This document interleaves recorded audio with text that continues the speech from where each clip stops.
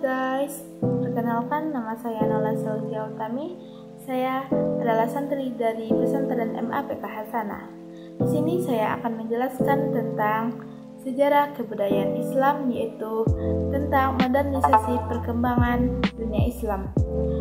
Kondisi sebelum kedatangan Islam pada abad ke-15-16 di wilayah Nusantara terjadi perubahan sosial yang luar biasa. Perubahan itu disebabkan oleh penyebaran agama Islam beserta Islam politiknya, yang ditandai dengan adanya perubahan keyakinan, keagamaan dari masa kejayaan Hindu-Buddha ke masa perkembangan agama Islam.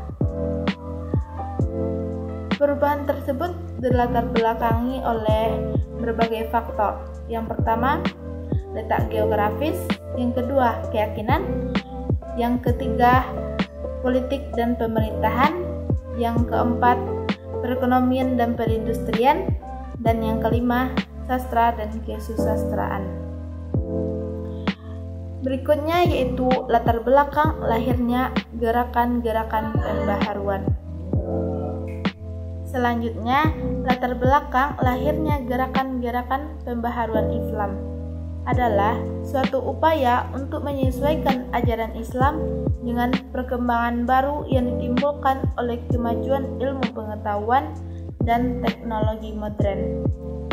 Dalam bahasa Arab, gerakan pembaharuan disebut dengan tajdid dan pelakunya disebut dengan mujaddid. Rasulullah SAW bersabda, "Sesungguhnya Allah akan mengutus kepada umat ini pada permulaan setiap abad orang-orang yang akan memperbaiki agamanya." Hadis riwayat Imam Abu Daud. Pembaruan dalam Islam populer pada awal abad ke-15 Masehi. Gerakan pembaharuan Islam juga disebut dengan modernisasi atau gerakan reformasi Islam.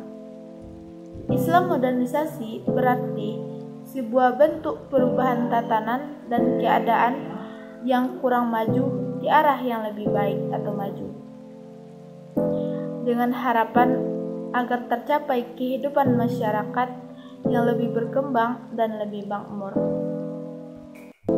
Hal-hal yang mendorong lahirnya gerakan pembaharuan. Yang pertama, adanya sifat jumud atau stagnan.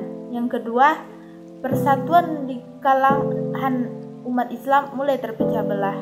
Yang ketiga, hasil adanya kontrak yang terjadi antara dunia Islam dan Barat. Yang keempat, pembaharuan dalam dunia Islam berbeda dengan lain dalam dunia Barat. Dan meski jalur strategi perdagangan yang menjadi jalur internasional telah dikuasai oleh umat Islam, sehingga bangsa Barat sulit untuk melakukan transaksi perdagangan. Namun, didukung oleh kesuksesan Christopher Columbus pada tahun 1492 Masehi yang berhasil menemukan benua Amerika. Akibatnya dibuka jalur perdagangan baru, maka Barat tidak lagi tergantung kepada perdagangan yang telah dikuasai oleh umat Islam. Dan ternyata bangsa Barat ini tidak hanya melakukan perdagangan kepada Islam dalam bentuk kekuasaan atau dalam bentuk mencari kekayaan, melainkan juga dalam bentuk untuk menyebarkan agama Kristen, seperti yang dikenal dengan 3G, yaitu Gold, Glory, dan Gospel.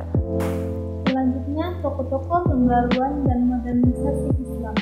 Yang pertama, Muhammad Ali Pasha adalah salah seorang pembaruan Islam pada abad 19 hingga abad 20 Masehi. Ia adalah orang pertama kali meletakkan landasan kebangkitan modern di Mesir. Yang kedua yaitu Muhammad Abduh. Beliau lahir di Jalta yang sekarang masuk dalam wilayah Mesir sejak 1849. Abduh sejak kecil menekuni pelajaran membaca dan menulis. Pada usia 12 tahun, dia mampu menghafal Al-Quran. Yang ketiga yaitu Muhammad Iqbal. Tanggal 9 November 1877. Ia mulanya pegawai negeri, kemudian menjadi seorang pedagang yang menempuh jalur sufistik. Pendidikan pertama Iqbal yaitu Al-Quran dari ayahnya. Yang keempat yaitu Jamaluddin Al-Afghani.